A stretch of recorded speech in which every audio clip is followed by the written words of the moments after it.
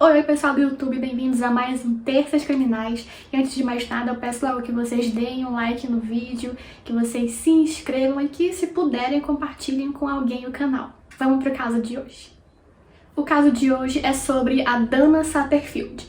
A Dana, na época em que tudo aconteceu, ela era uma mulher de 27 anos de idade, ela tinha o seu próprio negócio, o seu próprio salão de beleza na cidade de Roebuck, na Carolina do Sul. Ela também tinha 2 filhos pequenos e era casada.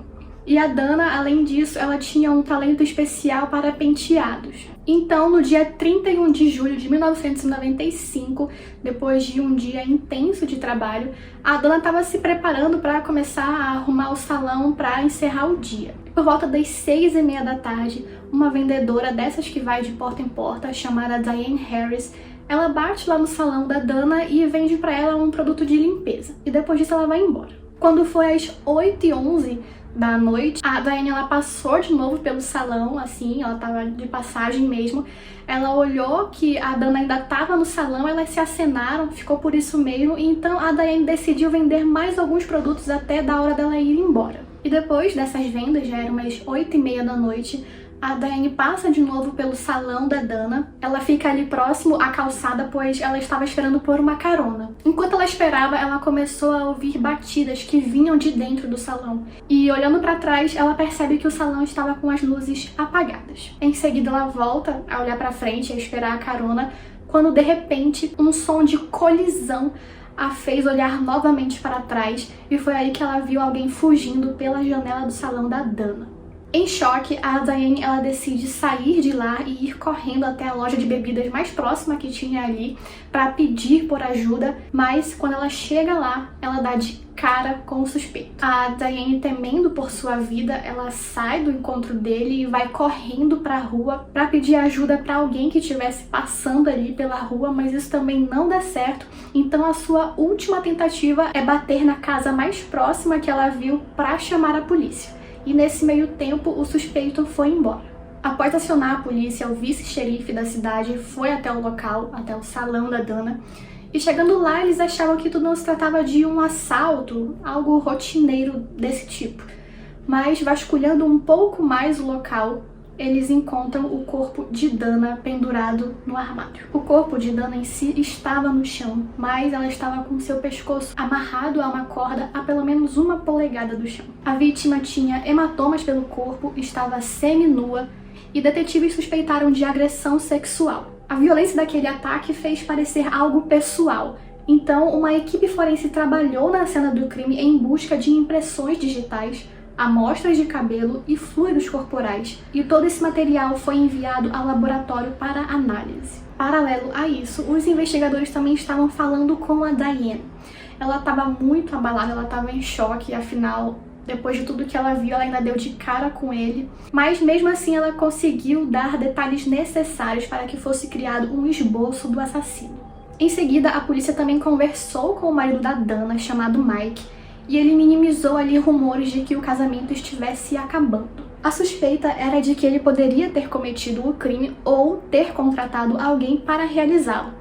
Essas são suspeitas comuns quando a vítima de um homicídio é casada. Mas o Mike ele tinha um álibi, ele estava com as crianças e também ele passou pelo teste do polígrafo, fazendo com que ele fosse liberado da lista de suspeitos. Então, após isso, os investigadores voltaram a atenção para um relatório de uma testemunha que afirmou que no dia do crime, no mesmo local, estava um carro Ford Bronco, da cor azul e branco. E com esse carro estaria um homem que se encaixava na descrição dada por Diane, como sendo um homem branco entre 18 e 25 anos, cabelos loiros ou castanho claro, e que dirigia um Ford com aros personalizados e com placas de fora do estado. Depois dessa dica, a vida de quem tinha um carro como esse na cidade era bem complicada, especialmente para Mary Ann Vick, que foi questionada por cerca de 6 vezes pela polícia. A Mary Ann também era uma cliente do salão da Dana. No entanto, a testemunha disse que o veículo de Mary não batia perfeitamente com o que ele havia visto, fazendo com que a Mary tivesse um pouco mais de paz. Enquanto os investigadores aguardavam pelo resultado que a equipe forense havia enviado para o laboratório, um preso da região disse que seu colega de cela, Russell Quinn, havia dito que carregava uma foto de Dana consigo e que tinha envolvimento com o crime. A polícia só deu crédito para essa história porque levaram a Diane para fazer um reconhecimento por foto, e foi aí que ela reconheceu o Russell, fazendo com que a polícia e todo mundo tivesse alguma esperança. Mas quando o material que a equipe forense recolheu para análise ficou pronto, o DNA encontrado na cena do crime não batia com a de Russell. E isso foi como um balde de água para todo mundo, fazendo a polícia voltar à estaca zero. Como já aconteceu em vários casos que a gente conhece, com esse não foi diferente. O tempo foi passando, o caso foi esfriando, passou 1 ano, 2 anos, até que passou 10 anos e o caso não havia sido solucionado. Mas após esses 10 anos, algo totalmente inesperado aconteceu. Quando Dana morreu, a sua filha mais velha tinha apenas 8 anos de idade e se chamava Ashley. Em 2005, já com 18 anos de idade e cursando a faculdade, Ashley foi até o mecânico levar o seu carro para uma troca de óleo quando Michael Pace, que trabalhava no lugar, a avistou e ficou sabendo que aquela garota era a filha de Dana Satterfield, assassinada misteriosamente há 10 anos. Então, após esse encontro, uma lembrança totalmente pesada e triste veio à mente do Michael e ele resolveu ir imediatamente até a polícia.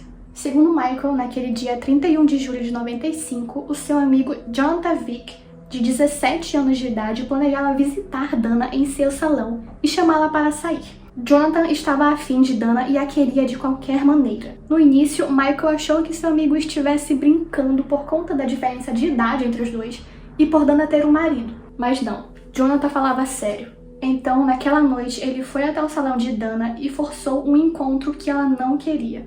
Ele trancou a porta do salão, desligou as luzes e começou a agredi-la. Ele então começou a violá-la e a estrangulou até a morte. Dias depois do assassinato, o Jonathan começou a ameaçar Michael, dizendo que se ele contasse qualquer coisa para a polícia, ele o mataria. E vocês lembram da Mary Ann, que tinha aquele carro lá e que ela foi questionada 6 vezes pela polícia? Pois é, ela era a mãe do Jonathan e quem ficava dando essas dicas para a polícia para ir até o encontro de Mary era o Michael.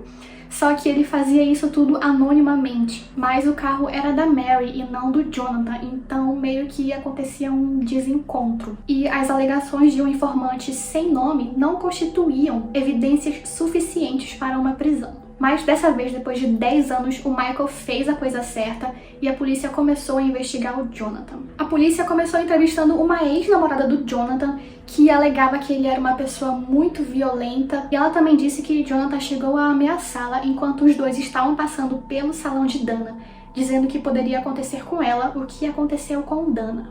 Jonathan também havia mudado de endereço por pelo menos 2 vezes para evitar a polícia.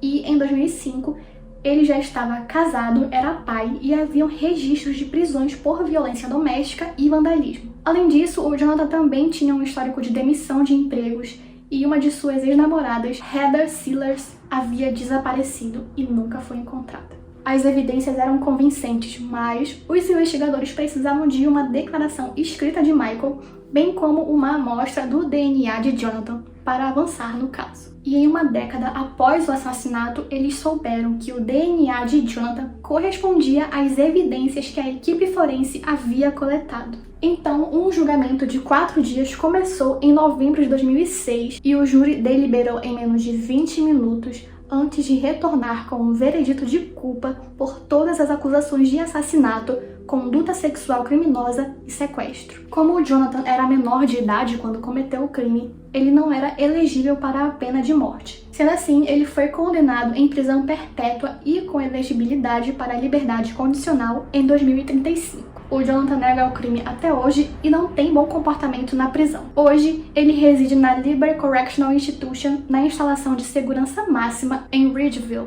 Quanto a Ashley, a filha de Dana, ela hoje é mãe de 2 filhos e se dedica a sobreviventes de crimes horríveis. Ela se tornou defensora da vítima do gabinete do xerife do condado de Spartanburg e se disponibiliza a qualquer hora para as vítimas que precisam de apoio. Assim como sua mãe, a Ashley também tem seu próprio negócio, mas na área de fotografia, e ela também iniciou um programa na prisão para conscientizar os presos sobre o efeito que seus crimes têm nos amigos e familiares das vítimas. Quanto ao outro filho que a Dana deixou quando morreu, Não achei nenhuma informação pra dar pra vocês, mas se sabe que ela deixou 2 filhos e a Ashley era a mais velha dos 2. Bom, gente, esse foi mais um Terças Criminais. Eu espero que vocês tenham gostado desse conteúdo. Não esqueçam de comentar e curtir aqui embaixo e de principalmente se inscrever no canal.